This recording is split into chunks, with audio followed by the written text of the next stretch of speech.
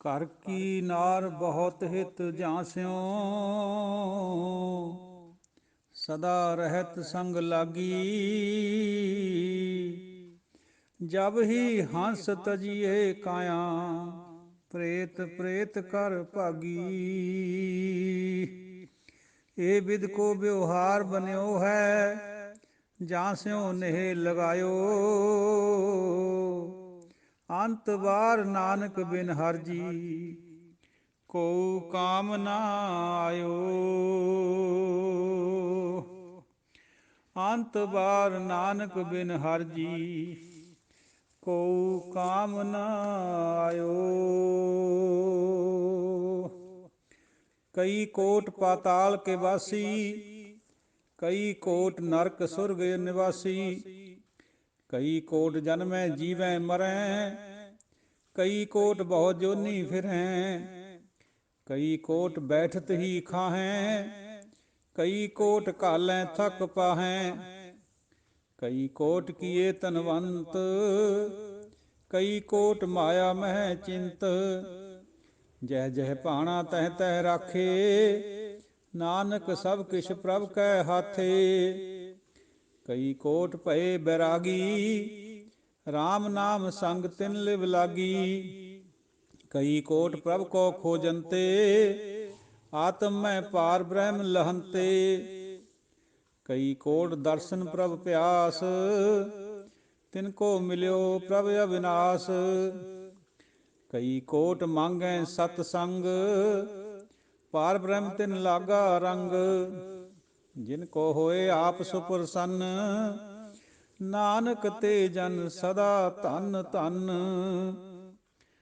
ਕਈ ਕੋਟ ਖਾਣੀ ਅਰ ਖੰਡ, ਕਈ ਕੋਟ ਆਕਾਸ਼ ਬ੍ਰਹਮੰਡ। ਕਈ ਕੋਟ ਹੋਏ ਅਵਤਾਰ, ਕਈ ਜੁਗਤ ਕੀਨੋ ਵਿਸਥਾਰ। ਕਈ ਬਾਰ ਪਸਰਿਓ ਪਾਸਾਰ, ਸਦਾ ਸਦਾ ਇਕ ਏਕੰਕਾਰ। ਕਈ ਕੋਟ ਕੀਨੇ ਬਹੁ ਭਾਂਤ, ਪ੍ਰਭ ਤੇ ਹੋਏ ਪ੍ਰਭ ਮਾਹੇ ਸਮਾਤ। ਤਾਂ ਕਾ ਅੰਤ ਨ ਜਾਣੈ ਕੋਇ, ਆਪੇ ਆਪ ਨਾਨਕ ਪ੍ਰਭ ਸੋਏ। ਕਈ ਕੋਟ ਪਾਰ ਬ੍ਰਹਮ ਕੇ ਦਾਸ, ਤਿਨ ਹੋਵਤ ਆਤਮ ਪ੍ਰਗਾਸ। ਕਈ ਕੋਟ ਤਤ ਕੇ ਬੇਤੇ, ਸਦਾ ਨਿਹਾਰੈ ਏਕੋ ਨੇਤਰੇ। ਕਈ ਕੋਟ ਨਾਮ ਰਸ ਪੀਵੈ, ਅਮਰ ਭਏ ਸਦ ਸਦ ਹੀ ਜੀਵੈ। ਕਈ ਕੋਟ ਨਾਮ ਗੁਣ ਗਾਵੈ, ਆਤਮ ਰਸ ਸੁਖ ਸਹਿਜ ਸਮਾਵੈ। ਆਪਣੇ ਜਨ ਕੋ ਸਾਸ ਸਾਸ ਸਮਾਰੇ, ਨਾਨਕ ਹੋਏ ਪਰਮੇਸ਼ਰ ਕੇ ਪਿਆਰੇ। ਆਪਣੇ ਜਨ ਕੋ ਸਾਸ ਸਾਸ ਸਮਾਰੇ, ਨਾਨਕ ਹੋਏ ਪਰਮੇਸ਼ਰ ਕੇ ਪਿਆਰੇ। ਧੰਨ ਧੰਨ ਸਤਿਗੁਰੂ ਸ੍ਰੀ ਗੁਰੂ ਅਰਜਨ ਦੇਵ ਜੀ ਪੰਚਮ ਪਾਤਸ਼ਾਹ, ਉਹਨਾਂ ਦਾ ਇਹ ਪਵਿੱਤਰ ਬਾਣੀ ਸੁਖਮਨੀ ਸਾਹਿਬ ਦੀ ਵਿਚਾਰ ਨੂੰ ਆਪਾਂ ਅੱਗੇ ਵਧਾਈਏ ਆਪਣੀ ਤੁੱਛ ਹਕੀਰ ਬੁੱਧੀ ਦੁਆਰਾ। ਸਾਧ ਸੰਗਤ ਜੀਓ, ਬੁਲਾਓ ਫਤਿਹ ਗੁਰੂ ਸਾਹਿਬ ਦੀ ਬਖਸ਼ੀ ਹੋਈ। ਵਾਹਿਗੁਰੂ ਜੀ ਕਾ ਖਾਲਸਾ, ਵਾਹਿਗੁਰੂ ਜੀ ਕੀ ਫਤਿਹ। ਪਾਤਸ਼ਾਹ ਦੀ ਬਾਤ ਕਰਨ ਦੇ ਨਾਲ ਨਾਲ ਆਪਾਂ ਨਵੇਂ ਸਾਲ ਜਿਹਨੂੰ ਕਹਿੰਦੇ ਆਪਾਂ ਵੀ ਨਵਾਂ ਸਾਲ ਚੜ੍ਹ ਗਿਆ। ਸਿੱਖ ਵਾਸਤੇ ਤਾਂ ਰੋਜ਼ ਹੀ ਨਵਾਂ ਸਾਲ ਹੁੰਦਾ। ਜਦੋਂ ਮਨ ਆਤਮਾ ਪਰਮਾਤਮਾ ਦੇ ਨਾਲ ਜੁੜ ਜਾਏ ਤਾਂ ਸਿੱਖ ਵਾਸਤੇ ਰੋਜ਼ ਹੀ ਨਵਾਂ ਦਿਨ ਹੈ। ਪਰ ਚਲੋ ਦੁਨੀਆ ਦੀ ਰਵਾਇਤ ਹੈ। ਨਵਾਂ ਸਾਲ ਆਪ ਜੀ ਨੂੰ ਵੀ ਮੁਬਾਰਕ ਹੋਵੇ, ਸਾਰਿਆਂ ਨੂੰ, ਸੁਣਨ ਵਾਲੀ ਸੰਗਤ ਨੂੰ। ਸਾਧ ਸੰਗਤ ਜੀਓ, ਆਪਾਂ ਵਿਚਾਰ ਨੂੰ ਅੱਗੇ ਵਧਾਈਏ। ਤੋ ਪਾਤਸ਼ਾਹ ਫਰਮਾਨ ਕਰਦੇ ਹੈ, ਕਈ ਕੋਟ ਪਤਾਲ ਕੇ ਵਾਸੀ, ਕਈ ਕੋਟ ਨਰਕ ਸੁਰਗ ਨਿਵਾਸੀ। ਕਰੋੜਾਂ ਹੀ ਪਤਾਲ ਦੇ ਵਾਸੀ ਹੈ, ਇਹ ਮਾਨਤਾ ਚਲੀ ਆ ਰਹੀ ਹੈ ਸਾਡੀ ਫਿਲਾਸਫੀ 'ਚ। ਕਈ ਕੋਟ ਨਰਕਾਂ ਸੁਰਗਾਂ ਦੇ ਨਿਵਾਸੀ ਹੈ, ਇਹ ਵੀ ਮਾਨਤਾ ਹੈ। ਹਾਲਾਂਕਿ ਗੁਰਬਾਣੀ 'ਚ ਕਬੀਰ ਜੀ ਇਹ ਵੀ ਫਰਮਾਉਂਦੇ ਹੈ, ਸੁਰਗ ਨਰਕ ਤੇ ਮੈਂ ਰਹਿਓ ਸਤਿਗੁਰ ਕੈ ਪ੍ਰਸਾਦ, ਚਰਨ ਕਮਲ ਕੀ ਮੌਜ ਮੈਂ ਰਹੋ ਅੰਤ ਔਰਾਦ। ਤੋ ਚਲੋ, ਜਿਨ੍ਹਾਂ ਦਾ ਇਹ ਨਿਸ਼ਚਾ ਹੈ ਨਰਕ ਸੁਰਗ ਦਾ, ਉਹਨਾਂ ਨੂੰ ਮੁਬਾਰਕ। ਉਨਕੋ ਉਨਕਾ ਖੂਬ, ਹਮਕੋ ਹਮਕਾ ਖੂਬ। ਸਿੱਖ ਵਾਸਤੇ ਸੁਰਗ ਪ੍ਰਭੂ ਦੇ ਚਰਨ ਹੈ, ਗੁਰੂ ਦੇ ਚਰਨ ਹੈ। ਕਈ ਕੋਟ ਜਨਮੈ ਜੀਵੈ ਮਰੈ, ਕਈ ਕੋਟ ਬਹੁਤ ਜੋਨੀ ਫਿਰੈ। ਬਹੁਤ ਸੰਸਾਰ ਕਈ ਕਰੋੜਾਂ ਦੀ ਗਿਣਤੀ 'ਚ ਆਉਂਦਾ ਜਾਂਦਾ, ਭਰਮਦਾ ਫਿਰਦਾ ਜੂਨੀਆਂ 'ਚ। ਕਈ ਕੋਟ ਬੈਠਤ ਹੀ ਖਾਹੈ, ਕਈ ਬੈਠੇ ਹੀ ਖਾਂਦੇ, ਉਹਨਾਂ ਕੋਲ ਇੰਨਾ ਪਦਾਰਥ ਹੈ। ਕਈ ਕੋਟ ਘਾਲੈ ਥੱਕ ਪਾਹੈ, ਕਈ ਕਈ ਕਈ ਐਸੇ ਵੀ ਹੈ ਜਿਹੜੇ ਬਹੁਤ ਮਿਹਨਤ ਕਰਦੇ ਆ, ਥੱਕ ਟੁੱਟ ਜਾਂਦੇ, ਫਿਰ ਵੀ ਵਿਚਾਰਿਆਂ ਨੂੰ ਰੋਟੀ ਨਸੀਬ ਨਹੀਂ ਹੁੰਦੀ ਪੂਰੀ। ਕਈ ਕੋਟ ਕੀਏ ਧਨਵੰਤ, ਕਈ ਬਹੁਤ ਜ਼ਿਆਦਾ ਅਮੀਰ ਬਣਾਏ ਹੋਏ ਹੈ। ਕਈ ਕੋਟ ਮਾਇਆ ਮੈਂ ਚਿੰਤ, ਔਰ ਕਈਆਂ ਨੂੰ ਮਾਇਆ ਵਿੱਚ ਵੀ ਰਹਿੰਦਿਆਂ ਨੂੰ ਬਹੁਤ ਚਿੰਤਾ ਹੈ ਵੀ ਹੋਰ ਆ ਜਾਏ, ਹੋਰ ਆ ਜਾਏ। ਜਹ ਜਹ ਭਾਣਾ ਤਹਿ ਤਹਿ ਰਾਖੇ, ਜਿੱਥੇ ਜਿੱਥੇ ਉਹ ਚਾਹੁੰਦਾ ਉੱਥੇ ਉੱਥੇ ਉਹਨੇ ਰੱਖੇ ਹੋਏ ਹੈ। ਨਾਨਕ ਸਭ ਕੁਛ ਪ੍ਰਭ ਕੈ ਹੱਥ, ਸਭ ਉਹਦੇ ਹੱਥ ਵਿੱਚ ਹੈ। ਕਈ ਕੋਟ ਭਏ ਬੈਰਾਗੀ, ਰਾਮ ਨਾਮ ਸੰਗ ਤਿਨ ਲਿਵ ਲਾਗੀ। ਕਈ ਕਰੋੜਾਂ ਵਿੱਚ ਬੈਰਾਗੀ ਹੈ, ਬੈਰਾਗ ਆਇਆ ਹੋਇਆ ਉਹਨਾਂ ਨੂੰ, ਆਪਣੇ ਸੰਸਾਰ ਤੋਂ ਵੀ ਉਪਰਾਮ ਹੋਏ ਵੇ ਹੈ। ਮਨ ਦੇ ਵਿੱਚ ਵੀ ਬੈਰਾਗਪਣਾ ਹੈ, ਉਹੇ ਜਿਹੇ ਵੀ ਅੰਤ ਨਹੀਂ ਹੈ ਇੰਨੇ। ਰਾਮ ਨਾਮ ਸੰਗ ਤਿੰਨ ਲਿਵ ਲਾਗੀ, ਉਹਨਾਂ ਦੀ ਤਿੰਨ, ਤੱਤੇ ਨੂੰ ਸਿਆਰੀ ਨੰਨੇ ਨੂੰ ਸਿਆਰੀ, ਇਹਦਾ ਮਤਲਬ ਹੈ ਉਸਦੀ, ਰਾਮ ਦੇ ਸੰਗ ਤਿਸ ਦੀ ਲਿਵ ਲੱਗੀ ਹੋਈ ਹੈ। ਕਈ ਕੋਟ ਪ੍ਰਭ ਕੋ ਖੋਜੰਤੇ, ਆਤਮ ਮੈਂ ਪਾਰ ਬ੍ਰਹਮ ਲਹੰਤੇ। ਕਈ ਕਰੋੜ, ਕਈ ਪ੍ਰਭੂ ਨੂੰ ਖੋਜ ਵਿੱਚ, ਪ੍ਰਭੂ ਦੀ ਖੋਜ 'ਚ ਲੱਗੇ ਹੋਏ ਹੈ, ਉਹਨੂੰ ਖੋਜਦੇ ਹੈ। ਆਤਮ ਮੈਂ ਪਾਰ ਬ੍ਰਹਮ ਲਹੰਤੇ, ਆਪਣੀ ਆਤਮ ਦੇ ਅੰਦਰ, ਆਤਮਾ ਦੇ ਵਿੱਚ ਪਾਰ ਬ੍ਰਹਮ ਨੂੰ ਪ੍ਰਾਪਤ ਕਰਦੇ ਹਾਂ, ਖੋਜਣ ਲੱਗੇ ਹੋਏ ਔਰ ਪ੍ਰਾਪਤ ਕਰਦੇ ਹਾਂ। ਕਈ ਕੋਟ ਦਰਸ਼ਨ ਪ੍ਰਭ ਪਿਆਸ, ਕਈਆਂ ਨੂੰ ਪ੍ਰਭੂ ਦੇ ਦਰਸ਼ਨਾਂ ਦੀ ਪਿਆਸ ਹੈ। ਤਿਨਕੋ ਮਿਲਿਓ ਪ੍ਰਭ ਅਵਿਨਾਸ਼, ਇੱਥੇ ਤੱਤੇ ਨੂੰ ਸਿਆਰੀ ਨੰਨਾ ਹੈ, ਤਿੰਨ ਉਹਨਾਂ ਨੂੰ, ਇਹ ਬਹੁਵਚਨਕ ਹੈ। ਉਨਕੋ ਮਿਲਿਓ ਪ੍ਰਭ ਅਵਿਨਾਸ਼, ਉਹਨਾਂ ਨੂੰ ਪ੍ਰਭੂ ਅਵਿਨਾਸ਼ੀ ਮਿਲ ਜਾਂਦਾ ਹੈ। ਕਈ ਕੋਟ ਮੰਗੈ ਸਤਸੰਗ, ਕਈ ਇੱਕ ਸਤਸੰਗ ਮੰਗਦੇ ਹੈ। ਪਾਰ ਬ੍ਰਹਮ ਤਿਨ ਲਾਗਾ ਰੰਗ, ਉਹਨਾਂ ਨੂੰ ਪਾਰ ਬ੍ਰਹਮ ਦਾ ਰੰਗ ਲੱਗ ਜਾਂਦਾ ਸਤਸੰਗਤ ਦੇ ਵਿੱਚੋਂ। ਜਿਨ ਕੋ ਹੋਏ ਆਪ ਸੁਪਰਸੰਨ, ਨਾਨਕ ਤੇ ਜਨ ਸਦਾ ਧੰਨ ਧੰਨ, ਜਿਹਦੇ ਉੱਤੇ ਆਪਣੀ ਕਿਰਪਾ ਆਪ ਕਰ ਦਿੰਦਾ ਹੈ। ਪਾਤਸ਼ਾਹ ਫਰਮਾਉਂਦੇ ਆ ਵੀ ਉਹ ਜਨ ਹਮੇਸ਼ਾ ਹੀ ਧੰਨਤਾ ਦੇ ਯੋਗ ਬਣ ਜਾਂਦਾ। ਸਾਡੇ ਕਰੇ ਤੋਂ ਨਹੀਂ, ਉਹ ਜਿਹਦੇ ਉੱਤੇ ਪ੍ਰਸੰਨ ਹੋ ਜਾਏ, ਜਿਹਨੂੰ ਉਹ ਗੁਰੂ ਨੂੰ ਮਿਲਾ ਦੇਵੇ, ਗੁਰੂ ਨੂੰ ਭੇਂਟਾ ਕਰਾ ਦੇਵੇ। ਕਈ ਕੋਟ ਖਾਣੀ ਔਰ ਖੰਡ, ਕਿੰਨੇ ਹੀ ਖਾਣੀਆਂ ਹੈ, ਕਿੰਨੀਆਂ ਹੀ ਖੰਡ ਹੈ, ਬ੍ਰਹਿਮੰਡ ਹੈ, ਕੋਈ ਅੰਤ ਹਿਸਾਬ ਨਹੀਂ ਹੈ ਉਹਦਾ। ਮਨੁੱਖੀ ਮਾਈ ਨੇ ਤਾਂ 9 ਖੰਡ ਪਹਿਲਾਂ ਕਲਪੇ, ਹੁਣ ਚਲੋ ਸਾਇੰਸ ਨੇ ਤਰੱਕੀ ਕਰੀ ਹੈ, ਬਹੁਤ ਸਾਰੇ ਯੂਨੀਵਰਸਾਂ ਦਾ ਪਤਾ ਚੱਲ ਗਿਆ, ਜਾਂ ਵੀ ਕਿੰਨੇ ਕੁ ਹੋਰ ਹੈ ਕੋਈ ਪਤਾ ਨਹੀਂ। ਕਈ ਕੋਸ਼ ਆਕਾਸ਼ ਬ੍ਰਹਿਮੰਡ, ਕਿੰਨੇ ਹੀ ਆਕਾਸ਼ ਹੈ। ਸਾਡਾ ਇੱਕ ਫਿਰਕਾ, ਇੱਕ ਭਰਾ ਸਾਡੇ, ਉਹ 7 ਆਕਾਸ਼ ਮੰਨਦੇ ਹੈ, ਤਬਕ ਮੰਨਦੇ ਹੈ, ਪਰ ਗੁਰੂ ਸਾਹਿਬ ਫਰਮਾਉਂਦੇ ਆ ਵੀ ਇੱਥੇ ਤਾਂ ਅੰਤ ਹੀ ਨਹੀਂ ਹੈ। ਕਰੋੜਾਂ ਦੀ ਗਿਣਤੀ 'ਚ ਬ੍ਰਹਿਮੰਡ ਹੈ, ਆਕਾਸ਼ ਹੈ। ਕਈ ਕੋਟ ਹੋਏ ਅਵਤਾਰ, ਕਿੰਨੇ ਹੀ, ਕਈ ਇੱਕ ਅਵਤਾਰ ਹੋਏ ਹੈ, 24 ਅਵਤਾਰ ਵੀ ਹੈ, 10 ਦੀ ਵੀ ਬਾਤ ਆਉਂਦੀ ਹੈ। ਔਰ ਗੁਰੂ ਸਾਹਿਬ ਫਰਮਾਉਂਦੇ ਵੀ ਅੰਤ ਕੋਈ ਨਹੀਂ, ਇੰਨੇ ਅਵਤਾਰ ਹੋਏ। ਕਈ ਕੋਟ ਹੋਏ ਅਵਤਾਰ, ਕਈ ਜੁਗਤ ਕੀਨੋ ਵਿਸਥਾਰ, ਕਈ ਜੁਗਤਾਂ ਦੇ ਵਿੱਚ ਪਰਮਾਤਮਾ ਨੇ ਆਪਣਾ ਵਿਸਥਾਰ ਕਰਿਆ ਹੋਇਆ, ਸਭ ਉਸੇ ਦੀ ਲੀਲਾ ਹੈ। ਕਈ ਵਾਰ ਪਸਰਿਓ ਪਾਸਾਰ, ਔਰ ਇਹ ਪਸਾਰਾ ਕਈ ਵਾਰ ਪਸਰ ਲਿਆ, ਕਈ ਵਾਰ ਮਿਟ ਲਿਆ, ਇਹ ਉਹੀ ਜਾਣਦਾ। ਮਾਰੂ ਸੋਹਲਿਆਂ ਦੇ ਵਿੱਚ ਇਸ ਚੀਜ਼ ਦਾ ਬਹੁਤ ਵਰਣਨ ਕਰਿਆ ਗੁਰੂ ਨਾਨਕ ਪਾਤਸ਼ਾਹ ਨੇ ਔਰ ਬਾਕੀ ਪਾਤਸ਼ਾਹਾਂ ਨੇ, ਬਈ 36 ਯੁੱਗ ਗਵਾਰਿਓ, ਇਹ ਤਾਂ ਸਾਡਾ ਇੱਕ ਹਿੰਦੂ ਧਰਮ ਦਾ ਖਿਆਲ ਹੈ। ਪਰ ਗੁਰੂ ਸਾਹਿਬ ਤਾਂ ਕਹਿੰਦੇ ਵੀ ਯੁੱਗ ਵੀ ਅਨੇਕਾਂ ਹੀ ਹੋਏ ਆ, ਕਰੋੜਾਂ ਹੀ ਹੋਏ ਆ, ਕਿਹੜੇ 36 ਦੀ ਗੱਲ ਹੋ ਰਹੀ ਹੈ। ਕਈ ਵਾਰ ਉਹ ਸੰਸਾਰ ਨੂੰ ਬਣਾ ਦਿੰਦਾ, ਕਈ ਵਾਰ ਮਿਟਾ ਦਿੰਦਾ, ਆਪਣੇ 'ਚ ਮਿਲਾ ਲੈਂਦਾ। ਸਦਾ ਸਦਾ ਇੱਕ ਏਕ ਓਂਕਾਰ, ਸਦਾ ਵਾਸਤੇ ਇੱਕੋ ਹੀ ਏਕ ਓਂਕਾਰ ਰਹਿੰਦਾ। ਬਾਕੀ ਸਾਰਾ ਸੰਸਾਰ ਜਿੰਨੀ ਵੀ ਉਹਦੀ ਕੁਦਰਤ ਬਣਾਈ ਹੋਈ ਹੈ, ਆਵਣੀ ਜਾਵਣੀ ਹੈ, ਉਹ ਸਦਾ ਹੀ ਰਹਿੰਦਾ ਹੈ। ਭੀ ਹੋਸੀ ਜਾਏ ਨਾ ਜਾਸੀ, ਰਚਨਾ ਜਿਨ ਰਚਾਈ। ਤਾਂ ਉਹ ਖਿਆਲ ਜਿਹੜਾ ਜਪਜੀ ਸਾਹਿਬ 'ਚ ਹੈ, ਉਹੀ ਅੱਗੇ ਆ ਰਿਹਾ। ਖਿਆਲ ਉਹੀ ਚੱਲਣਾ ਸਿਰੇ ਤੱਕ, ਕੋਈ ਵੀ ਖਿਆਲ ਜੋ ਇੱਕ ਬਾਣੀ 'ਚ ਹੈ ਉਹੀ ਸਾਰੀਆਂ 'ਚ ਹੈ, ਸ਼ਬਦ ਅਲੱਗ ਅਲੱਗ ਹੋ ਸਕਦੇ। ਤੋ ਸਾਧ ਸੰਗਤ ਜੀਓ, ਕਈ ਕੋਟ ਕੀਨੇ ਬਹੁ ਭਾਂਤ, ਬਹੁਤ ਕਿਸਮਾਂ ਦੇ ਪਸ਼ੂ ਪੰਛੀ ਮਨੁੱਖ ਬਣਾਏ ਉਹਨੇ, ਕੁਦਰਤ ਬਣਾਈ ਹੈ। ਪ੍ਰਭ ਤੇ ਹੋਏ ਪ੍ਰਭ ਮਾਹੇ ਸਮਾਤ, ਪ੍ਰਭੂ ਤੋਂ ਹੀ ਬਣਦੇ ਆ, ਪ੍ਰਭੂ ਦੇ ਵਿੱਚ ਹੀ ਸਮਾ ਜਾਂਦੇ। ਕਿਸੇ ਨੇ ਸਵਾਲ ਪੁੱਛਿਆ ਸੀ ਕਿਸੇ ਮਹਾਂਪੁਰਸ਼ ਨੂੰ ਵੀ ਇਹ ਜਿਹੜੀ ਫੁੱਲ ਇਹਦੀ ਸੁਗੰਧੀ ਹੈ, ਇਹਦੀ ਲਾਲੀ ਹੈ ਜਿਹੜੀ, ਇਹ ਕਿੱਥੋਂ ਆਉਂਦੀ ਹੈ? ਤਾਂ ਬਹੁਤ ਖੂਬਸੂਰਤ ਜਵਾਬ ਦਿੱਤਾ ਸੀ ਮਹਾਂਪੁਰਸ਼ ਨੇ ਵੀ ਇਹ ਪਰਮਾਤਮਾ ਤੋਂ ਆਉਂਦੀ ਹੈ, ਔਰ ਪਰਮਾਤਮਾ ਦੇ ਵਿੱਚ ਇਹਨੇ ਮਿਲ ਜਾਣਾ ਮੁੜ ਕੇ। ਉਹ ਬਾਤ ਹੋ ਰਹੀ ਹੈ। ਪ੍ਰਭ ਮਾਹੇ ਸਮਾਤ, ਤਾਂ ਕਾ ਅੰਤ ਨਾ ਜਾਣੇ ਕੋਏ, ਆਪੇ ਆਪ ਨਾਨਕ ਪ੍ਰਭ ਸੋਏ। ਉਹਦੇ ਅੰਤ ਨੂੰ ਕਿਸੇ ਨੇ ਨਹੀਂ ਜਾਣਿਆ ਅੱਜ ਤੱਕ।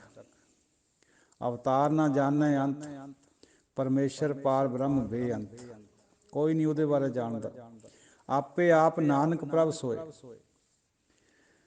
ਪ੍ਰਭੂ ਆਪੇ ਆਪ ਹੈ, ਉਹੀ ਆਪਣੇ ਆਪ ਨੂੰ ਜਾਣਦਾ ਵੀ ਤੂੰ ਕਿੱਡਾ ਕੁ ਹੈ। ਦੂਜਾ ਕੋਈ ਨਹੀਂ ਅੰਦਾਜ਼ਾ ਲਗਾ ਸਕਦਾ, ਜੇ ਕੋਈ ਲਗਾਊਗਾ ਤਾਂ ਫਿਰ ਪਿੱਛੇ ਪਛਤਾਊਗਾ। ਕਈ ਕੋਟ ਪਾਰ ਬ੍ਰਹਮ ਕੇ ਦਾਸ, ਪਤਾ ਨਹੀਂ ਕਿੰਨੇ ਕੁ ਪਾਰ ਬ੍ਰਹਮ ਦੇ ਦਾਸ। ਤਿੰਨ ਹੋਵਤ ਆਤਮ ਪ੍ਰਗਾਸ, ਤਿੰਨ ਉਹਨਾਂ ਨੂੰ ਬਹੁਵਚਨਕ ਹੈ, ਉਹਨਾਂ ਨੂੰ ਆਤਮ ਪ੍ਰਗਾਸ ਹੁੰਦਾ ਜਿਹੜੇ ਉਹਦੇ ਦਾਸ ਬਣਦੇ। ਸਾਧ ਸੰਗਤ ਜੀਓ, ਹੁਣ ਕਈ ਕੋਟ, ਹਾਲਾਂਕਿ ਗੁਰਬਾਣੀ 'ਚ ਇਹ ਵੀ ਆਉਂਦਾ ਵੀ ਕੋਟਨ ਮੈਂ ਨਾਨਕ ਕਉ ਨਾਰਾਇਣ ਜੇ ਚੀਤ। ਇੱਥੇ ਕਈ ਕੋਟ ਦੀ ਬਾਤ ਆ ਰਹੀ ਹੈ, ਇਹ ਸਮਝਣ ਜੈਸੀ ਬਾਤ ਹੈ। ਜਦ ਤੋਂ ਸ੍ਰਿਸ਼ਟੀ ਚੱਲੀ ਹੈ, ਔਰ ਕਿੰਨਾ ਚਿਰ ਹੋਰ ਚੱਲਣੀ ਹੈ ਇਹ ਵੀ ਪਤਾ ਨਹੀਂ ਹੈ। ਕਿੰਨੇ ਇਹਦੇ ਵਿੱਚ ਪਾਰਬ੍ਰਹਮ ਦੇ ਦਾਸ ਬਣੇ ਹੈ, ਉਹ ਕਰੋੜਾਂ ਵਿੱਚ ਹੀ ਚਲੇ ਜਾਣਗੇ, ਅਣਗਿਣਤੀ ਤੋਂ ਬਾਹਰ ਹੋ ਜਾਣਗੇ, ਬੇਸ਼ੁਮਾਰ ਜਿਹਨੂੰ ਆਪਾਂ ਕਹਿੰਦੇ। ਕਈ ਇੱਕ ਜਿਹੜੇ ਪਹਿਲਾਂ ਹੋਲੇ ਹੋਣਾ ਹੈ, ਅਤੇ ਬਾਕੀ ਫਿਰ ਆਉਣ ਵਾਲੇ ਸੰਸਾਰ ਵਿੱਚ ਹੋਣੇ ਹੈ, ਤਾਂ ਉਹ ਉਹਨਾਂ ਦਾ ਕੋਈ ਪਤਾ ਨਹੀਂ ਵੀ ਉਹ ਕਿੰਨੇ ਕੁ ਹੈ। ਇਸੇ ਕਰਕੇ ਗੁਰਬਾਣੀ ਦੀ ਸਮੱਗਰਤਾ ਸਮਝਣੀ ਪੈਂਦੀ ਹੈ। ਡਾਇਮੈਂਸ਼ਨ ਕਈ ਪਾਸਿਆਂ ਤੋਂ ਲੱਗਦੇ ਆ, ਫਿਰ ਕੁਛ ਸਮਝ ਬਣਦੀ ਹੈ ਥੋੜ੍ਹੀ ਬਹੁਤ। ਫਿਰ ਵੀ ਕਈ ਕੋਟ ਤੱਤ ਕੇ ਬੇਤੇ, ਤੱਤ ਹੁੰਦਾ ਹੈ ਪਰਮਾਤਮਾ ਹੀ ਕਹਿ ਲਓ, ਚਾਹੇ ਸਾਰ ਹੁੰਦਾ। ਉਸ ਪਰਮਾਤਮਾ ਦੇ ਬੇਤੇ ਕਿੰਨੇ ਹੀ ਹੋਏ, ਬਹੁਤ ਜ਼ਿਆਦਾ ਹੈ। ਮਤਲਬ ਇਹ ਅਸਲੀਅਤ ਜਾਣਨ ਵਾਲੇ ਸਦਾ ਨਿਹਾਰੇ ਇੱਕੋ ਨੇਤਰੇ, ਉਹ ਇੱਕੋ ਅੱਖ ਨਾਲ ਦੇਖਦੇ ਸਭ ਨੂੰ। ਇੱਕ ਅੱਖ ਨਾਲ ਦੇਖਣ ਦਾ ਮਤਲਬ ਹੈ ਬਈ ਸਭ ਸਮਦ੍ਰਿਸ਼ਟੀ ਹੁੰਦੀ ਹੈ ਉਹਨਾਂ ਦੀ। ਉਹਨਾਂ ਵਾਸਤੇ ਚੋਰ ਵੀ, ਠੱਗ ਵੀ, ਭਗਤ ਵੀ ਇੱਕੋ ਹੁੰਦਾ ਹੈ। ਚੋਰ ਨੂੰ ਸਮਝਾ ਦਿੰਦੇ ਆ, ਭਗਤ ਨੂੰ ਵਡਿਆਉਂਦੇ ਆ। ਦੇਖਦੇ ਇੱਕ ਅੱਖ ਨਾਲ ਹੈ, ਉਹਨਾਂ ਨੂੰ ਨਫ਼ਰਤ ਨਹੀਂ ਹੁੰਦੀ ਕਿਸੇ ਨਾਲ ਵੀ। ਜੇ ਕੋਈ ਚੋਰ ਠੱਗ ਵੀ ਆ ਗਿਆ ਕੋਲ ਤਾਂ ਉਹਨੂੰ ਵੀ ਉਹ ਨਵਾਜਦੇ। ਭਾਈ ਬਿਧੀ ਚੰਦ ਜੀ ਦੀ ਕਥਾ ਆਪਾਂ ਸਭ ਨੂੰ ਪਤਾ ਹੈ, ਕਿਵੇਂ ਪਾਤਸ਼ਾਹ ਨੇ ਉਹਨੂੰ ਚੰਗਾ ਇਨਸਾਨ ਬਣਾਇਆ ਚੋਰ ਤੋਂ। ਸੋ ਇਹ ਜਿਹੜੀ ਬਾਤ ਹੈ ਬਈ ਉਹ ਇੱਕੋ ਦ੍ਰਿਸ਼ਟੀ ਨਾਲ ਦੇਖਦਾ ਹੈ, ਇਹ ਵੀ ਸਮਝਣ ਜੈਸੀ ਹੈ। ਜੇ ਫਿਰ ਉਹ ਨਹੀਂ ਹਟਦਾ, ਬਾਰ ਬਾਰ ਕੋਈ ਬੰਦਾ ਖਰਾਬੀ ਕਰਦਾ ਔਰੰਗਜ਼ੇਬ ਦੀ ਤਰ੍ਹਾਂ, ਫਿਰ ਉਹਨੂੰ ਸਿੱਧੇ ਹੱਥੀਂ ਵੀ ਲੈਂਦਾ ਹੈ ਇੱਕੋ ਦ੍ਰਿਸ਼ਟੀ ਨਾਲ ਦੇਖ ਕੇ। ਦਿਵ ਦ੍ਰਿਸ਼ਟੀ ਤੋਂ ਪਤਾ ਚੱਲ ਜਾਂਦਾ ਵੀ ਇਹ ਬੰਦੇ ਨੇ ਹਟਣਾ ਨਹੀਂ ਹੈ। ਕੁਰਬਾਨੀ ਵੀ ਲੈ ਲਈ ਫਿਰ ਵੀ ਨਹੀਂ ਹਟ ਰਿਹਾ, ਫਿਰ ਖੰਡੇ ਨੂੰ ਹੱਥ ਜਾਂਦਾ ਉਹਦਾ। ਉੱਥੇ ਵੀ ਫਿਰ ਇਹ ਨਹੀਂ ਹੁੰਦਾ ਵੀ ਉਹ ਤ੍ਰੈਗੁਣੀ ਦੀ ਤਰ੍ਹਾਂ ਉਹ ਕੋਈ ਮੰਦੀ ਭਾਵਨਾ 'ਚ ਹੁੰਦਾ। ਨੋ, ਉਹਦੇ ਅੰਦਰ ਉਹ ਭਾਵਨਾ ਹੁੰਦੀ ਹੈ ਵੀ ਇਹਨੂੰ ਹਟਾਉਣਾ ਹੈ। ਜੇ ਇਹਨੇ ਪਾਪ ਕਰਿਆ ਤਾਂ ਉਹਦਾ ਦੰਡ ਦੇਣਾ, ਇਸ ਤੋਂ ਵੱਧ ਕੁਛ ਨਹੀਂ। ਜੇ ਉਹ ਹਟ ਗਿਆ ਤਾਂ ਠੀਕ ਹੈ, ਜੇ ਮੈਦਾਨੇ ਜੰਗ 'ਚ ਵੀ ਹਥਿਆਰ ਸਿੱਟ ਗਿਆ ਫਿਰ ਨਹੀਂ ਉਹਨੂੰ ਕੁਛ ਵੀ ਕਹਿਣਾ। ਸੋ ਜਿਹੜਾ ਵਿਵੇਕ ਹੈ ਉਹ ਨਾਲ ਚੱਲਦਾ ਹੈ ਸੰਤਾਂ ਦੇ, ਬ੍ਰਹਮ ਗਿਆਨੀਆਂ ਦੇ, ਗੁਰੂ ਦੇ। ਵਿਵੇਕ ਦੇ ਵਿੱਚੋਂ ਹੀ ਉਹ ਪਰਖਦਾ ਹੈ ਹਰ ਗੱਲ ਨੂੰ। ਇਸੇ ਕਰਕੇ ਛੇਵੇਂ ਪਾਤਸ਼ਾਹ ਨੇ ਕਿਹਾ ਸੀ ਕਾਲੇ ਖਾਨ ਨੂੰ ਵੀ ਪਹਿਲਾਂ ਕਰ ਲੈ ਬਾਹਰ, ਤੇਰੇ ਮਨ 'ਚ ਨਾ ਭੁਲੇਖਾ ਰਹਿ ਜੇ ਕਿਤੇ। ਪਹਿਲਾਂ ਕਰਵਾਇਆ, ਬਾਅਦ ਵਿੱਚ ਫਿਰ ਆਪ ਕਰਿਆ। ਸੋ ਦੰਡ ਤਾਂ ਦੇਣਾ ਹੁੰਦਾ, ਪਾਪੀ ਕੋ ਦੰਡ ਦਿਓ ਹੀ, ਲੇਕਿਨ ਉਹਦੇ ਪਿੱਛੇ ਤ੍ਰੈਗੁਣੀ ਭਾਵਨਾ ਜਿਹੜੀ ਬਦਲੇ ਦੀ ਹੈ ਉਹ ਨਹੀਂ ਹੁੰਦੀ ਕਦੇ ਵੀ। ਉਹਦੇ ਮਨ 'ਚ ਇਹ ਨਹੀਂ ਹੈ ਵੀ 2-3 ਸਦੀਆਂ ਸੜੀ ਜਾਵੇ ਮਨੁੱਖ ਅੰਦਰੋਂ ਅੰਦਰੀ ਵੀ ਮੇਰੇ ਨਾਲ ਇਹਨੇ ਇਹ ਕਰਿਆ ਸੀ, ਆਹ ਕਰਿਆ ਸੀ। ਜਿਵੇਂ ਟੋਭੇ ਦੇ ਵਿੱਚ ਕੋਈ ਡਲਾ ਮਾਰਦੀ ਹੈ, ਉਹਦੇ 'ਚੋਂ ਲਹਿਰਾਂ ਉੱਡਦੀਆਂ, ਅਗਲੇ ਪਲ ਉਹ ਸ਼ਾਂਤ ਹੋ ਜਾਂਦੀਆਂ। ਬਸ ਇੰਨਾ ਕੁ ਹੁੰਦਾ। ਵੀਰ ਰਸ ਗੁੱਸਾ ਨਹੀਂ ਕਰਦਾ ਕਦੇ ਵੀ ਸੰਤ, ਵੀਰ ਰਸ ਵਿੱਚ ਜ਼ਰੂਰ ਆ ਜਾਂਦਾ। ਤੋ ਵੀਰ ਰਸ ਔਰ ਗੁੱਸੇ ਦੇ ਵਿੱਚ ਬੜਾ ਅੰਤਰ ਹੈ। ਹੁਣ ਇਹਨੂੰ ਆਪਾਂ ਜੇ ਦੂਜੇ ਬੁੱਧੀ ਨਾਲ ਦੇਖੀਏ ਵੀ ਜਦ ਵੀਰ ਰਸ 'ਚ ਹੁੰਦਾ, ਖੰਡਾ ਖੜਕਾ ਰਿਹਾ ਹੁੰਦਾ ਮੈਦਾਨੇ ਜੰਗ ਦੇ ਵਿੱਚ, ਵੀ ਉਹ ਇੱਕ ਨੇਤਰੀ ਨਾਲ ਕਿਵੇਂ ਦੇਖਦਾ, ਇਹ ਲੋਕ ਸਵਾਲ ਕਰਦੇ ਆ ਬੁੱਧੀ ਨਾਲ। ਬਿਲਕੁਲ ਇੱਕੋ ਦ੍ਰਿਸ਼ਟੀ ਹੁੰਦੀ ਹੈ ਉਹਦੀ, ਪਾਪੀ ਨੂੰ ਦੰਡ ਦੇਣਾ ਹੁੰਦਾ ਜਿਹੜਾ ਨਹੀਂ ਉਹ ਹਟਦਾ, ਪਹਿਲਾਂ ਸਮਝਾਉਣਾ ਬੁਝਾਉਣਾ ਹੁੰਦਾ। ਕਈ ਕੋਟ ਨਾਮ ਰਸ ਪੀਵੈ, ਕਈ ਕਰੋੜ ਨਾਮ ਦਾ ਰਸ ਪੀਨੇ, ਅਮਰ ਭਏ ਸਦ ਸਦ ਹੀ ਜੀਵੈ। ਉਹ ਸਦਾ ਹੀ ਅਮਰ ਹੋ ਜਾਂਦੇ ਨਾਮ ਰਸ ਪੀਣ ਵਾਲੇ। ਕਈ ਕੋਟ ਨਾਮ ਗੁਣ ਗਾਵੈ, ਕਈ ਕਰੋੜਾਂ ਹੀ ਨਾਮ ਦਾ ਗੁਣ ਗਾਉਂਦੇ, ਪਰਮਾਤਮਾ ਦਾ ਗੁਣ ਗਾਉਂਦੇ। ਆਤਮ ਰਸ ਸੁਖ ਸਹਿਜ ਸਮਾਵੈ, ਆਪਣੀ ਆਤਮਾ ਦੇ ਵਿੱਚ ਰਸ ਰਸ ਕੇ, ਯਾਨੀ ਆਨੰਦ ਦੇ ਨਾਲ ਸੁਖ ਸਹਿਜ ਦੇ ਵਿੱਚ ਸਮਾ ਜਾਂਦੇ ਹਾਂ। ਆਪਣੇ ਜਨ ਕੋ ਸਾਸ ਸਾਸ ਸੰਭਾਰੇ, ਆਪਣੇ ਜਨ ਦਾ, ਆਪਣੇ ਸੇਵਕ ਨੂੰ ਸਾਸ ਸਾਸ ਸੰਭਾਲਦਾ ਹੈ, ਉਹਦੀ ਰੱਖਿਆ ਕਰਦਾ ਹੈ। ਨਾਨਕ ਓਏ ਪਰਮੇਸ਼ਰ ਕੇ ਪਿਆਰੇ, ਉਹੀ ਪਰਮੇਸ਼ਰ ਦੇ ਪਿਆਰੇ ਹੁੰਦੇ ਜਿਨ੍ਹਾਂ ਦੀ ਉਹ ਰੱਖਿਆ ਫਿਰ ਆਪ ਕਰਦਾ ਹੈ। ਜਿਵੇਂ ਗੁਰੂ ਸਾਹਿਬ ਫਰਮਾਉਂਦੇ ਦਸ਼ਮੇਸ਼ ਜੀ ਵੀ ਮੈਨੂੰ ਚਮਕੌਰ ਦੀ ਜੰਗ ਵਿੱਚੋਂ ਤੈਂ ਬਾਹਰ ਕੱਢ ਦਿੱਤਾ, ਸਹੀ ਸਲਾਮਤ, ਕੋਈ ਜ਼ਖਮ ਨਹੀਂ, ਕੋਈ ਕੁਛ ਨਹੀਂ ਆਇਆ, ਇਹ ਸਭ ਤੇਰੀ ਕਿਰਪਾ ਹੈ। ਇਹ ਹੁੰਦੀ ਹੈ ਵਡਿਆਈ, ਇੱਕੋ ਦ੍ਰਿਸ਼ਟੀ ਹੋਣੀ। ਜੇ ਆਮ ਬੰਦਾ ਹੁੰਦਾ, ਆਮ ਰਾਜਾ ਕੋਈ ਹੁੰਦਾ, ਉਹਨੇ ਕਹਿਣਾ ਸੀ ਹਾਂ ਮੈਂ ਤਾਂ ਹੈ ਉਹ ਬਹੁਤ ਮਹਾਨ ਹੈ, ਮੈਂ ਨਿਕਲਿਆ ਇੰਨਿਆਂ ਬੰਦਿਆਂ ਨੂੰ ਛੱਡ ਕੇ, ਫਿਰ ਵੀ ਤਾੜੀ ਮਾਰ ਕੇ ਨਿਕਲੇ। ਉਹ ਸਮ ਦ੍ਰਿਸ਼ਟੀ ਹੁੰਦੀ ਹੈ ਸੰਤ ਦੀ ਹਮੇਸ਼ਾ ਵਾਸਤੇ। ਇੱਕ ਦੋ ਕੁਆਟਰ ਤੋਂ ਇਹ ਵੀ ਗੱਲ ਸੁਣਨੇ ਨੂੰ ਮਿਲੀ ਹੈ ਵੀ ਸੰਤ ਦੇ ਮਨ ਨਹੀਂ ਹੁੰਦਾ। ਉਹ ਭਾਈ ਸੰਤ ਦੇ ਮਨ ਹੁੰਦਾ ਹੈ, ਮਨ ਤਾਂ ਰੱਬ ਦਾ ਹੈਗਾ, ਇਹ ਵੀ ਜ਼ਿਕਰ ਆਉਂਦਾ ਸੁਖਮਨੀ ਸਾਹਿਬ 'ਚ, ਪਰ ਉਹ ਮਨ ਦੇ ਵਿੱਚ ਦੂਜਾ ਫੁਰਨਾ ਨਹੀਂ ਕੋਈ ਹੁੰਦਾ ਇੱਕ ਤੋਂ ਬਿਨਾਂ, ਇਹ ਬਾਤ ਜ਼ਰੂਰ ਹੈ। ਜਿਹੜਾ ਵਾਹਿਗੁਰੂ ਵਾਹਿਗੁਰੂ ਰਾਮ ਰਾਮ ਹਰ ਵਕਤ ਬੰਦਾ ਕਰਦਾ ਹੈ, ਉਹਦੇ ਮਨ ਵਿੱਚ ਵੀ ਇਹ ਫੁਰਨਾ ਤਾਂ ਹੈ ਹੀ, ਉਹ ਹੈ ਏਕੇ ਦਾ, ਦੂਜਾ ਨਹੀਂ ਆਉਂਦਾ ਕਦੇ ਵੀ। ਇਹ ਮਤਲਬ ਹੁੰਦਾ ਵੀ ਉਹਦਾ ਮਨ ਨਹੀਂ ਹੁੰਦਾ। ਆਈ ਨਹੀਂ ਗੱਲ ਹੈ ਵੀ ਉਹਦਾ ਮਨ ਹੁੰਦਾ ਹੀ ਨਹੀਂ ਹੈ, ਮਨ ਤਾਂ ਹੁੰਦਾ, ਹਰ ਇੱਕ ਦਾ ਹੁੰਦਾ ਹੈ, ਪਰ ਮਨ ਦੇ ਵਿੱਚ ਏਕਾ ਹੁੰਦਾ ਬਸ, ਦੂਜੀ ਗੱਲ ਨਹੀਂ ਹੁੰਦੀ ਉਹਦੇ ਬਸੀ ਹੋਈ ਕੋਈ ਵੀ। ਜਿੱਥੇ ਦੂਜਾ ਡੁਐਲਿਟੀ ਹੈ ਉਹ ਸੰਤ ਹੁੰਦਾ ਹੀ ਨਹੀਂ ਹੈ, ਇਹ ਗੱਲ ਗੁਰਬਾਣੀ ਫਰਮਾਉਂਦੀ ਹੈ। ਲੋਕ ਬੇਸ਼ੱਕ ਕਿਸੇ ਨੂੰ ਸਮਝਦੇ ਹੋਣ, ਉਹ ਲਹਿਦਾ ਬਾਤ ਹੈ। ਲੋਕ ਤਾਂ ਇਹੋ ਜਿਹਿਆਂ ਨੂੰ ਵੀ ਸੰਤ ਬਣਾਈ ਬੈਠੇ, ਬ੍ਰਹਮ ਗਿਆਨੀ ਕਹਿੰਦੇ, ਜਿਹੜੇ ਏਕੇ ਦੇ ਨੇੜੇ ਤੇੜੇ ਵੀ ਨਹੀਂ ਹੁੰਦੇ। ਇਹ ਚੀਜ਼ ਦੀ ਸਮਝ ਤਾਂ ਗੁਰੂ ਤੋਂ ਹੀ ਆ ਸਕਦੀ ਹੈ, ਕਿਉਂਕਿ ਸਾਰਿਆਂ ਨੂੰ ਉਂਝ ਇੱਕ ਦ੍ਰਿਸ਼ਟੀ ਨਾਲ ਦੇਖਣਾ ਵੀ ਹਿੰਦੂ ਮੁਸਲਮਾਨ ਸਿੱਖ ਸਭ ਇੱਕ ਹੈ, ਇਹ ਇੱਕ ਬਾਹਰ ਦੀ ਪ੍ਰਕਿਰਿਆ ਹੈ ਵੀ ਸਭ ਨੂੰ ਬਰਾਬਰ ਸਮਝੋ ਤਾਂ ਕਿ ਮੇਰਾ ਸਨਮਾਨ ਬਣਿਆ ਰਹੇ। ਐਕਣ ਦੀ ਗੱਲ ਗੁਰੂ ਸਾਹਿਬ ਨੇ ਨਹੀਂ ਪਾਈ ਹੋਈ, ਉਹਨਾਂ ਦੇ ਮਨ ਵਿੱਚ ਕੋਈ ਮੈਲ ਨਹੀਂ ਕਿਸੇ ਪ੍ਰਤੀ ਵੀ। ਹਾਲਾਂਕਿ ਉਦੋਂ ਰਾਜੇ ਮੁਸਲਮਾਨ ਸੀ, ਉਹਨਾਂ ਦੇ ਨਾਲ ਦੇਖ ਲਓ 6ਵੇਂ ਪਾਤਸ਼ਾਹ ਦੇ ਵੀ ਜੰਗ ਹੋਏ, 10ਵੇਂ ਪਾਤਸ਼ਾਹ ਦੇ ਵੀ ਹੋਏ, ਤਾਂ ਉਹ ਚੀਜ਼ ਹੋਰ ਹੈ। ਜਿਹੜਾ ਬਾਹਰ ਤੋਂ ਮਿਥ ਕੇ ਇੱਕ MLA ਬਣਦਾ ਹੈ, ਇੱਕ ਕੋਈ ਵਜ਼ੀਰ ਬਣਦਾ ਹੈ, ਉਹ ਵੀ ਸਭ ਨੂੰ ਇੱਕੋ ਦ੍ਰਿਸ਼ਟੀ ਨਾਲ ਕਹਿੰਦਾ ਮੈਂ ਦੇਖਦਾ ਤਾਂ ਕਿ ਵੋਟਾਂ ਮਿਲ ਜਾਣ, ਕਿਸੇ ਨਾਲ ਮੇਰਾ ਵਿਰੋਧ ਬੈਰ ਨਾ ਚੱਲੇ, ਉਹ ਚੀਜ਼ ਹੋਰ ਹੈ, ਉਹ ਤ੍ਰੈਗੁਣੀ ਹੈ। ਅੰਦਰ ਤੋਂ ਇੱਕ ਦ੍ਰਿਸ਼ਟੀ ਨਾਲ ਦੇਖਣਾ, ਜਿਵੇਂ ਪੀਰ ਬੁੱਧੂ ਸ਼ਾਹ ਗੁਰੂ ਸਾਹਿਬ ਖਾਤਰ ਭਾਈ ਔਰ ਪੁੱਤਰ ਸ਼ਹੀਦ ਕਰਾ ਲਏ, ਭਾਈ ਗਨੀ ਖਾਂ, ਭਾਈ ਨਬੀ ਖਾਂ ਆਪਣੀ ਜਾਨ ਨੂੰ, ਪਰਿਵਾਰ ਨੂੰ ਜੋਖੋਂ 'ਚ ਪਾ ਕੇ ਵੀ ਗੁਰੂ ਸਾਹਿਬ ਦਾ ਪਲੰਘਾ ਬਾਹਰ ਉੱਥੋਂ ਲੈ ਕੇ ਗਏ। ਤੋ ਇੱਕ ਦ੍ਰਿਸ਼ਟੀ ਨਾਲ ਜਿਹੜਾ ਦੇਖਦਾ, ਉਹਦੇ ਪ੍ਰਤੀ ਵੀ ਵੈਸੇ ਹੀ ਸੰਸਾਰ ਦੇ ਵਿੱਚ ਹਮਦਰਦੀ ਹੁੰਦੀ, ਜੇ ਸਾਰੇ ਨਹੀਂ ਤਾਂ ਕੁਛ ਜ਼ਰੂਰ ਹੁੰਦੇ। ਹੁਣ ਸਾਡਾ ਜਿਹੜਾ ਦੂਜਾ ਤਬਕਾ ਭਰਾ ਹੈ, ਹਿੰਦੂ ਭਰਾ, ਉਹਦੇ ਵਿੱਚ ਵੀ ਚੰਗੇ ਪੁਰਸ਼ ਹੈਗੇ ਕਿਉਂ ਨਹੀਂ। ਟੋਡਰ ਮੱਲ ਕੌਣ ਸੀ, ਜਿਹਨੇ ਆਪਣੇ ਗਹਿਣੇ ਵੇਚ ਕੇ ਕੁੜੀ ਦੇ, ਲੜਕੀ ਦੇ ਵਿਆਹ ਦੇ, ਔਰ ਸਾਰਾ ਉਹ ਪੈਸਾ ਦੇ ਕੇ ਸੂਬੇ ਨੂੰ ਸੰਸਕਾਰ ਵਾਸਤੇ ਜਗ੍ਹਾ ਲਈ ਸੀ। ਇਹ ਕੋਈ ਛੋਟੀ ਕੁਰਬਾਨੀ ਹੈ। ਤੋ ਧਰਮ ਕੋਈ ਵੀ ਮਾੜਾ ਨਹੀਂ ਹੁੰਦਾ।